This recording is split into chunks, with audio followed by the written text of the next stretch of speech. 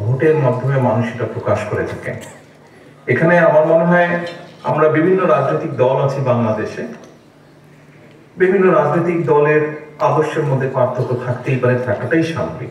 তবে একটা ব্যাপারে যদি আমরা সকলে একমত থাকি, রুবাইর সাহেব যেটা কথা বললেন যে কোনো মূল্যে কথা বলার অধিকার থাকতে হবে প্রত্যেকটি মানুষের, এটিকে আমরা যদি সকলে একমত থাকি, প্রত্যেকটি রাজনৈতিক দলমত নির্বিশেষে যে এই অধিকারটা রাখতে হবে, এবং একই সাথে স্বাভাবিক যে নির্বাচন প্রক্রিয়া, অর্থাৎ মানুষের ভোট দানের ক্ষমতা থাকতেই হবে যে কোনো উপায়।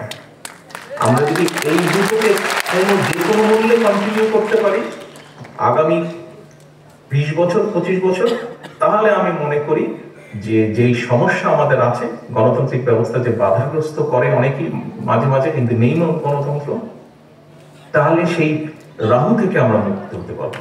এক, মানুষের ভোট দানের ক্ষমতা থাকতেই হবে যে কোনো মূল্যে। দুই, মানুষের কথা বলার অধিকার থাকতেই হবে, মত প্রকাশের অধিকার থাকতেই হবে। এই দুটোকে বাধাগ্রস্ত করা যাবে না। সকলে যদি আমরা দলমত নির্বিশেষে এই দুটোতে অন্তত একমত থাকি, তাহলে স্বৈরাচার মুক্ত একটা ব্যবস্থা আমরা ধীরে ধীরে করে দিই। কালার এক্সপার্ট, জর্জ স্যাপ এবং মাইল্ড অন হ্যান্ডস টেকনোলজি সমৃদ্ধ অরিক্স ক্রিস্টাল ওয়াশ, আপনার লন্ড্রি এক্সপার্ট।